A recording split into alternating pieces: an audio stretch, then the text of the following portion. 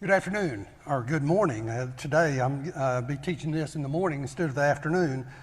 Today we come to our fourth lesson in this series on Elijah, and I must tell you, I think I've enjoyed this series perhaps more than, well, a lot more than a lot of the series. Elijah is just one of these wonderful characters that we have in the Old Testament that just we don't know a lot about him. As we talked about the first week, we really not sure exactly his background. He all of a sudden just erupts on the scene.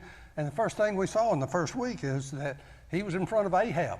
And with great courage, he told Ahab that there would not be any rain until he commanded that it be rain. That is, that God would command through him.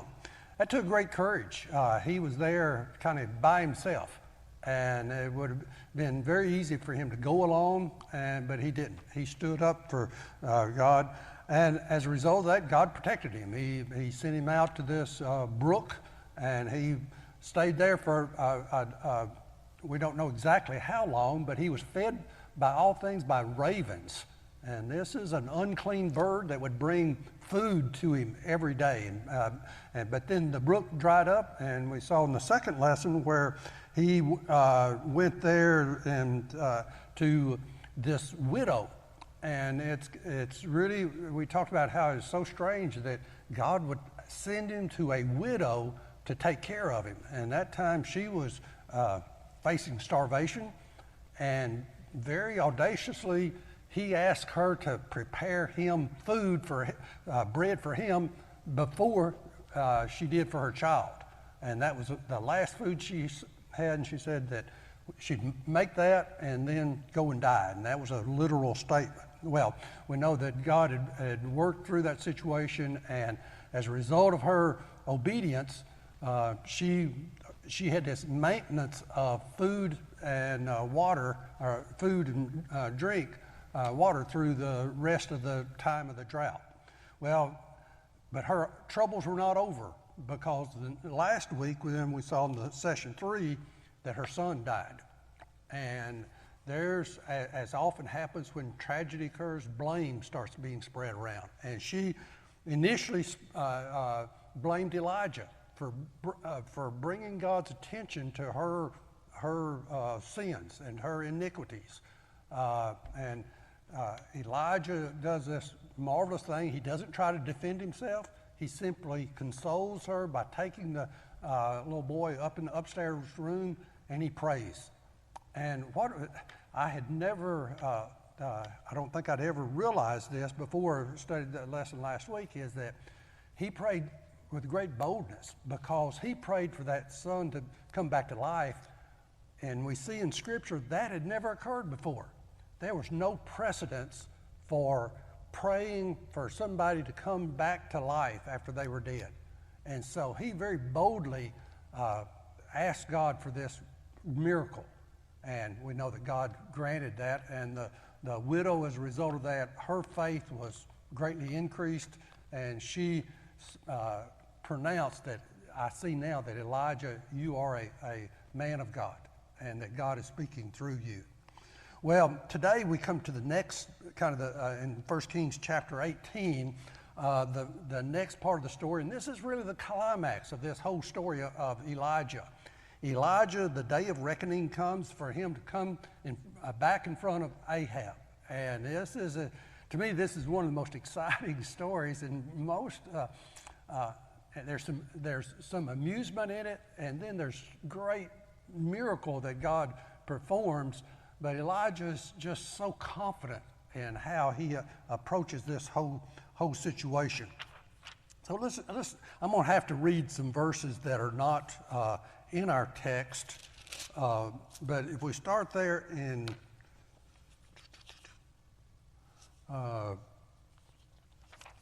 let me find myself. Oh, here we are. I turned the page and didn't realize it. In chapter 18, let me read verses 1 through 4, and I'll read a few of the other verses going up to where our text actually starts.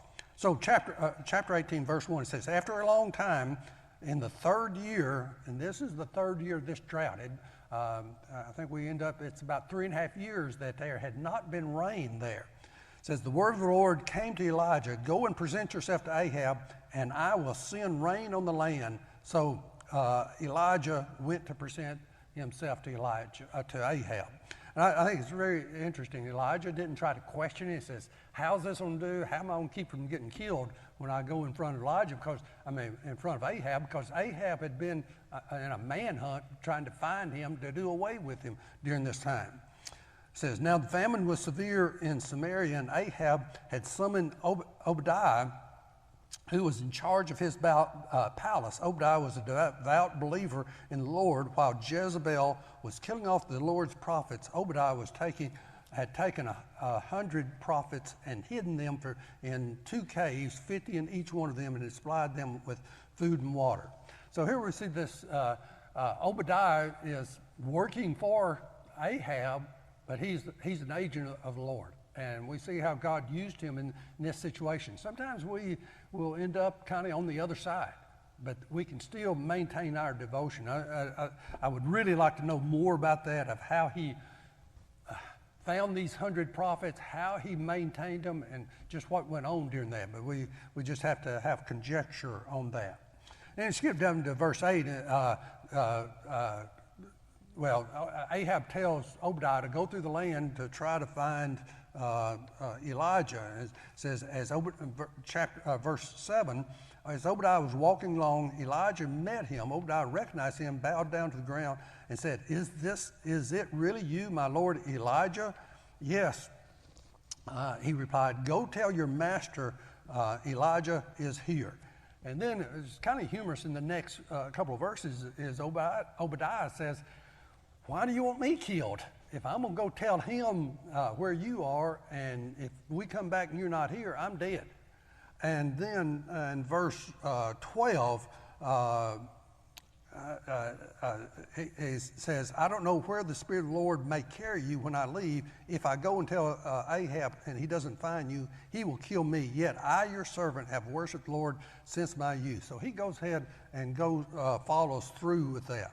Then verse 15, Elijah said, as the Lord Almighty lives, whom I serve, I will surely present myself to Ahab today. So Obadiah went to meet Ahab, told him, and Ahab went to meet Elijah. When he saw Elijah, he said to him, is that you, you troubler of Israel? That was Ahab's perspective of Elijah, that he was the cause of all this problem. He had no understanding, did not have any recognition of the true God. He worshiped other gods. And so he saw Elijah as somehow in control, which is kind of an irony, but that he was causing all the trouble. Elijah responds in verse 18, he said, I have not made trouble for Israel. Elijah replied, but you and your father's family have. You have abandoned the Lord's command and have followed the Baals. Now summon the people from all over Israel to meet me on Mount Carmel, and bring the 450 prophets of Baal and the 400 prophets of Ashtoreth who eat at Jezebel's table. So he says, bring 850 of your prophets, bring them, and it'll be one against 850. Ahab is going to certainly be a minority there, but yet, he's going to have God on his side. And anytime we have God on our side, regardless of what it appears around us, we are in control. So now let's pick up in our text in verse 20. It says, so Ahab summoned all the Israelites and gathered the prophets at Mount Carmel. Then Elijah approached all the people and said, how long will you waver between two options? If the Lord is God, follow him. But if Baal, follow him. But the people didn't answer him a word. Now, it's very fitting they end up at Mount Carmel. Mount Carmel was regarded as a sacred place for the Baal, but we know that Israel had formerly worshipped there. So this was a place where both gods, in a sense, had some aspect of residence. Ahab summoned all the Israelites. It's kind of curious that Ahab, I think it shows, he accepts Elijah's challenge. And in doing that, he's simply disregarding the true God. If he had any perspective of who the true God was, he wouldn't take this challenge because he knew he would know he was going to lose. So he had this perspective that his prophets, these 850 prophets that had told him that they could take care of the situation, that they could take care of the situation rather than Elijah and the true God. It's also curious that he summoned all of the people to there, all of the people and he didn't. Elijah doesn't address just the false prophets or Ahab. He's laying out God's indictment not to the prophets or to Ahab, but to the people. Each person was one that's responsible for their own action. And he tells them and says, why do you keep wavering between these two opinions? One day you say, yes, that we worship the true God, we're his chosen people, but then the next day you're worshiping Baal. You're following right along with what these other prophets are telling you to do. So this wavering between two opinions. You know, as I studied this, it really occurred, I think a lot of people are going through this same type of conflict today. It's not a Baal, it's not that type of worship, but in a sense it is. It is a false gods. And, you know, we go along, it's really the world versus the true God. And we waver in between. We will kind of conform to the world to get along, and then on Sundays, maybe we'll come back to God. And then we go back and forth. And this is not what God wants. He wants us to go 100% one way. And that way, obviously, is toward him. And it's curious, the people didn't answer him a word. Now, to me, that's a real curiosity. They hesitated to show allegiance either to God or to Baal. They were not willing to commit. And boy, again, that's I think an indictment on a lot of folks today. Not willing to make that commitment, whether it's to do small things or large things. But that inability or unwillingness to totally go 100% for God. And they, I think you can just see this situation.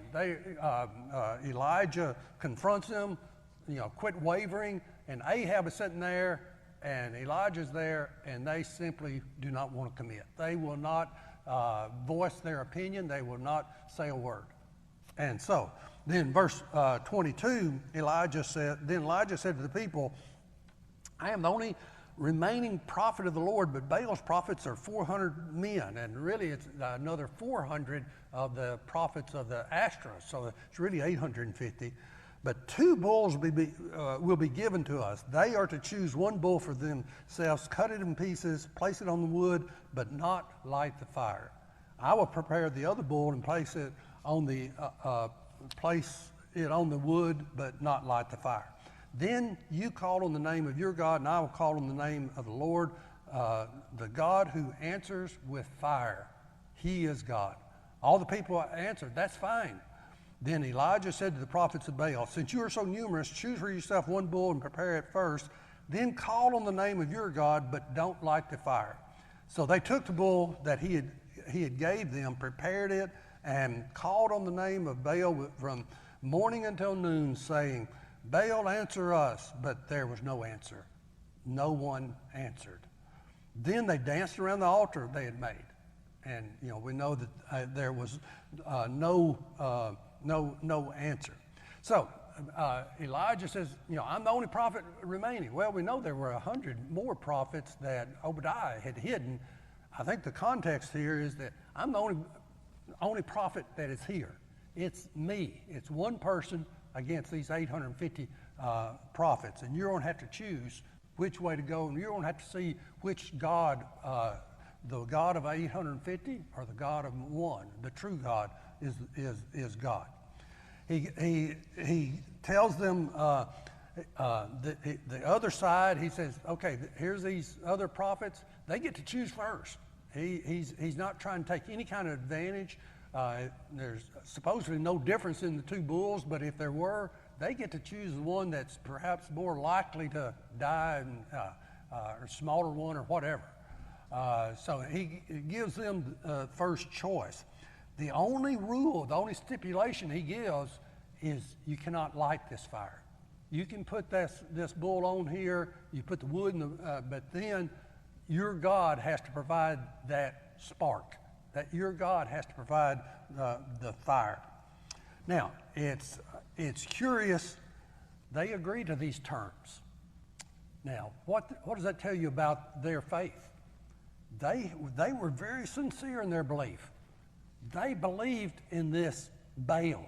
They believed this God that controlled storms and weather and all of this, that he would respond to them. Otherwise, they wouldn't have agreed. And he gives them the first.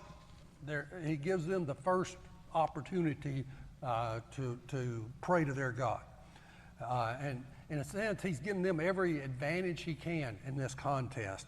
And he didn't impose any strict time limit. He says, take as long as you need to. You wait till you do what you have to, or let your God respond. And they went on for, I think it's about, I believe it was 4.5 hours. Is what they say. It's something that danced around the altar for hours, from morning unto noon, which suggests at least 3 hours of religious demonstrations. So again, they're very sincere. They're very motivated. They're doing all of this in order to somehow gain favor with their God and to get this spark. But we see there was no sound, no one answered. I really like verses 27 through 30. It's not in the text, but it really kind of gives how Elijah then starts mocking them. It says, at noon, Elijah began to taunt them. It says, shout louder. He said, surely he is a God. Perhaps he's deep in thought or busy or traveling. Maybe he's sleeping and must be awakened. So what Elijah is saying, okay, if you got this God up there, maybe he's just about some other business. Maybe he's asleep. Maybe if you holler louder, maybe if you do more things, maybe then he will wake up and come and answer your prayers. And really, it's almost humorous in thinking of Elijah. And also, I think it shows the confidence Elijah has. He had no question in his mind that his God, his true God, would respond rapidly and just as he asked. So he taunts them with their other gods. Verse 28, it says, so they shouted louder and slashed themselves with swords and spears, as was their custom, until their blood flowed. Midday passed, and they continued their frantic prophesying until the time for the evening sacrifice. But there was no response. No one answered. No one paid attention. Again, to what extremes were they going? They were going to the point of not only dancing, doing all this shouting, hollering, but actually self-mutilation, and to the point that blood was flowing from them. And I think this indicates just the extent that people will go to in order to reach God on their own terms. They would do all of these things, do all the things that are very difficult, but yet will not do the simple thing of just turning over to the true God. Verse 30, then Elijah said to the people, come here to me. They came to him. He repaired the altar of the Lord, which was in ruins. And, I think, that it was in ruins because these 400 or 800 prophets have been dancing around there. They probably stumbled over Elijah's altar. and everything was kind of in shambles. So he says he repaired it. Then verse 31, Elijah took 12 stones according to the number of the tribes of the sons of Jacob, to whom the word of the Lord had come, saying, Israel will be your name. And he built an altar with the stones in the name of the Lord. Then he made a trench around the altar large enough to hold about 4 gallons. Next, he arranged the wood, cut up the bull and placed it on the wood. He said, fill 4 water pots with water and pour it on the offering to be burned and on the wood. Then he said a second time, and they did it a second time. And then he said a third time, and they did it a third time. So the water ran all over the altar. It even filled the trench with water.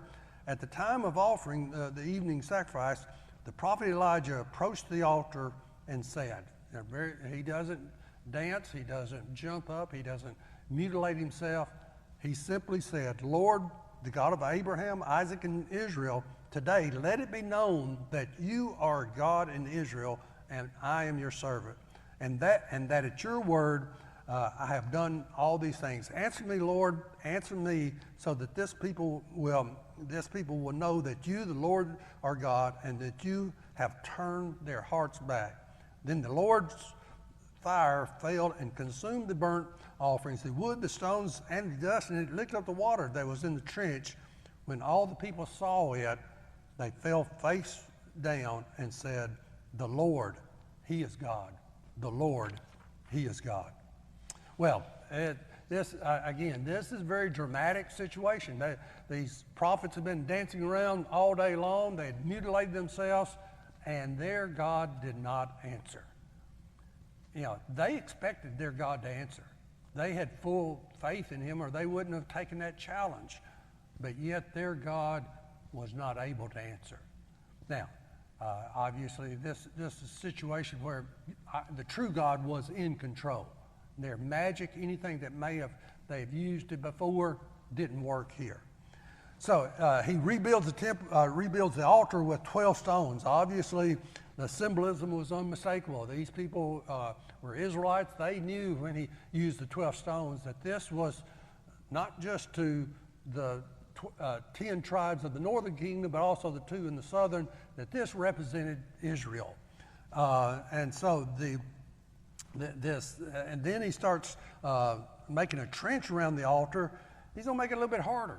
He wasn't going to just have this animal there, this dead animal, and dry wood.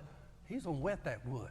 And I think it's one of the things that for us is very obvious, that if he wets it down, he's not using some kind of magic or some type of incineration spark, man-made spark, or that he could throw on that dead wood and maybe got it start burning. He eliminates that possibility, and it's really 12 pitchers of water that's pouring on there. It's he's putting four of the water jugs on there 3 times, so 12. Now, is that again the 12 representing the 12 tribes? We're not real sure, but it's certainly representing that he got the thing wet. He filled to the point of he filled the trench. Now, there's some questions. They've been in this severe drought. Why is he wasting his water? Well, they're over there closer to the Mediterranean Sea. They may have been close to a spring. Water was available. There's no question about that. And in a sense, he is kind of using this last water because he knew God was fixing to provide a lot more water. So to show that God was in control versus relative to Baal's prophet. He first addresses the God of Abraham, Isaac, and Israel to indicate that this true God, the true God, was in control, and today the true God is still in control. Even if we're facing droughts, even if we're facing situations where it seems like everything is going wrong, we know that God, the true God, is still in control. He wanted to let those people know that this true God was still in control. And He asked to be recognized as God's servant who had done all these things. So he kind of wanted to says, God, work through me in this situation. And I love there, he simply says, Lord, answer me. On page 139, there about the middle of the page, he says, relying on no skill or cunning on his part. He didn't have any magic stick. He didn't have any way to ignite the fire. The prophet simply called on God in prayer. He did not petition God to send fire or tell how God to do his job. Instead, he asked three things. 1, prove you are God in Israel. 2, confirm that I am your prophet. And 3, turn back the hearts of your people. That's a wonderful prayer for still us today. We should ask God to prove in our lives, in the way we do, work through us so that people can see God through us.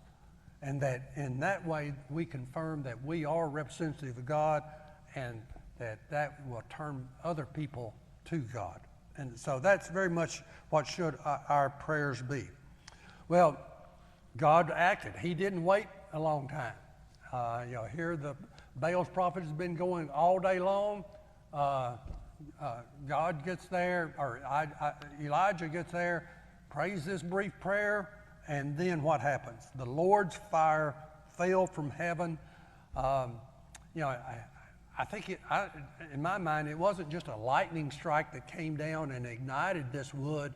I think this was literal fire coming down.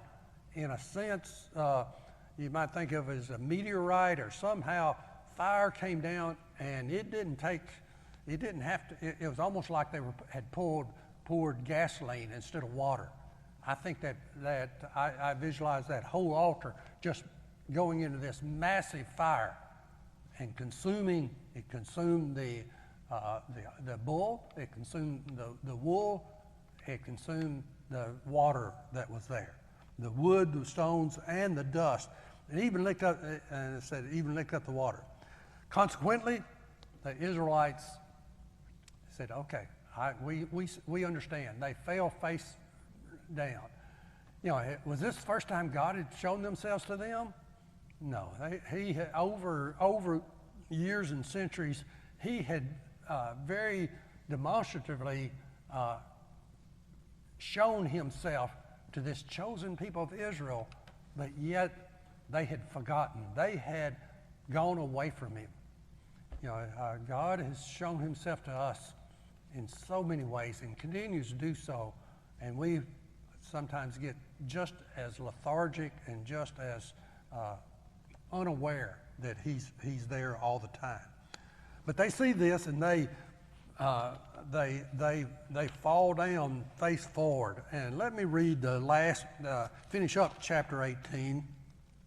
In verse 40, they're in verse 39, they say, the Lord, he is God. The Lord, he is God. They recognize who the true God is. There was no contest. They didn't have to take a vote. It was so obvious to them. And when we see God working in our lives today, we should have that same response. The Lord, he is God. Verse 40, then Elijah commanded them, seize the prophets of Baal. Don't let anyone get away. They seized them, and Elijah had them brought out to the Kishon Valley and slaughtered there. And Elijah said to Ahab, go eat and drink, for there is the sound of heavy rain. Now at this point, that sky was still clear as blue. There was no cloud in the sky. So Ahab went off to eat and drink, but Elijah climbed to the top of Carmel, bent over to the ground and put his face between his knees. Go and look toward the sea, he told his servant, and he went and looked. What was he looking for? He was looking for this rainstorm coming. There was nothing there, he said. 7 times Elijah said, go back. This reminds me, you remember the Naaman, where the prophet had told him to go and dip into the water. I think it's Elisha, 7 times and be healed of leprosy. He goes 6 times, no cure. and he had to go a seventh time. So here again, this seven times, and it's seven is an indication of perfect. The seventh time, the servant reported, a cloud as small as a man's hand is rising from the sea. Well, this doesn't sound like a big storm coming. It's just a small little cloud. So Elijah said, go and tell Ahab, hitch up your chariot and go before the rain stops you. He had faith in that little cloud, didn't he? That God was on work. In verse 45, meanwhile, the sky grew black with clouds and the wind rose. A heavy rain came on and Ahab rode off to Jezreel. Now, verse 46 is a real interesting one. The power of the Lord came upon Elijah, and tucking his cloak into his belt, he ran ahead of Ahab all the way to Jezreel. We'll study a little bit more about this next week, but it's curious that he goes to Jezreel.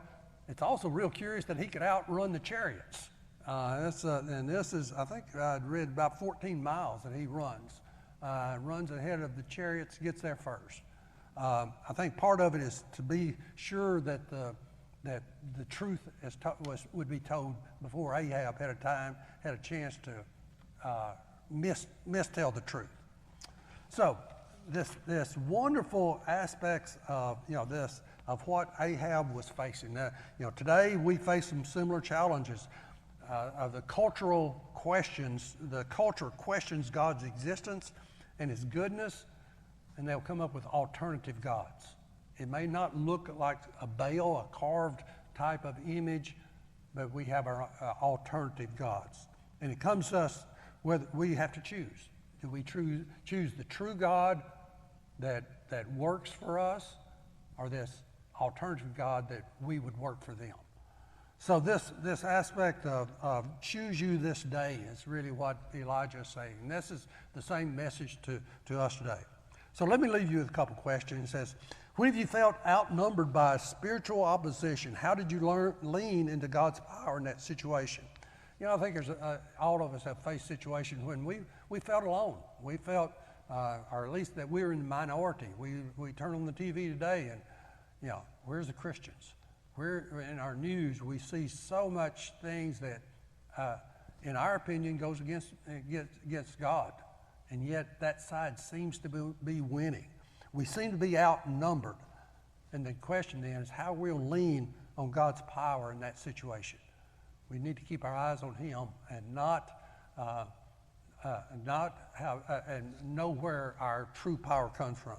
Last question, how does our culture challenge God? That's a pretty easy question. Pretty easy to answer.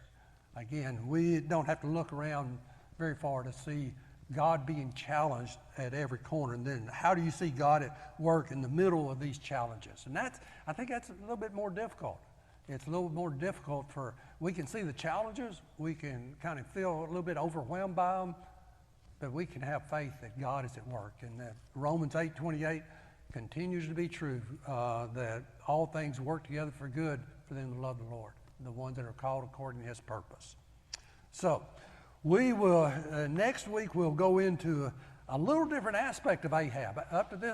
Elijah. Up to this point, Elijah has done everything right. Next week we see him getting discouraged. And again, I think this is something that we all face sometimes. So again, we'll get to learn some more from Elijah. So with that, let me close us in prayer. And I hope that you have a very fruitful week. If you're able, we certainly welcome you to come join us on Sunday for Sunday school at 9:30. Join me in prayer. Our Heavenly Father, we thank you for who you are. We thank you that you are the God that has power over all things. And even though things seem to be out of control, that we don't understand, we can still have our faith in you. And we can always pray, and you will answer. Maybe not in the exact way we ask, but you will answer in the way that is best. And we have that faith, we have that trust in you. Lord, help us grow in our faith. Help us grow in our trust, and that we will not have doubts, and that we'll have this reassurance that you are definitely in control. Be with us through this week. We ask these things in your name. Amen.